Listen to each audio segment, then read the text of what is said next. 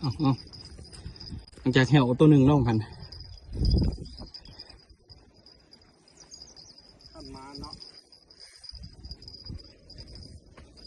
รู้มา2 โล 3 โลเล่นก้อนก็ได้ขึ้นเขามาฟังเลย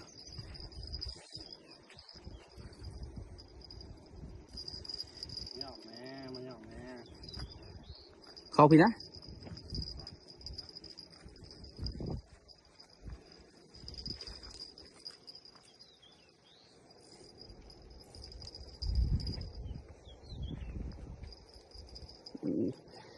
เบบี้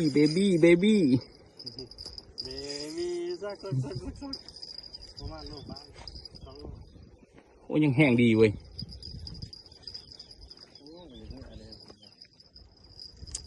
เป็นบอกพี่น้อง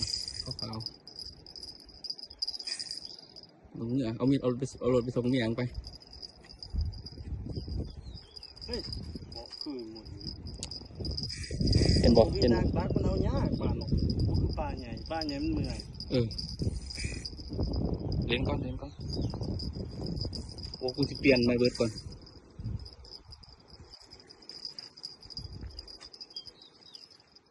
นี่ละปลาสก้างบวเขามันมัวเนี่ยนี่แหละตากูนี่พี่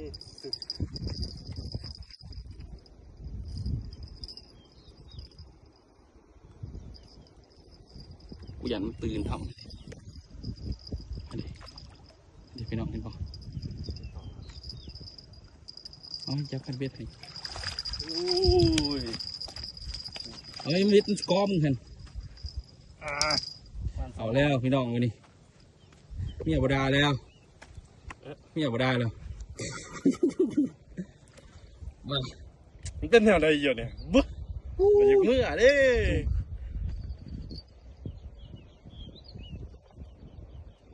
โอเคเด้อ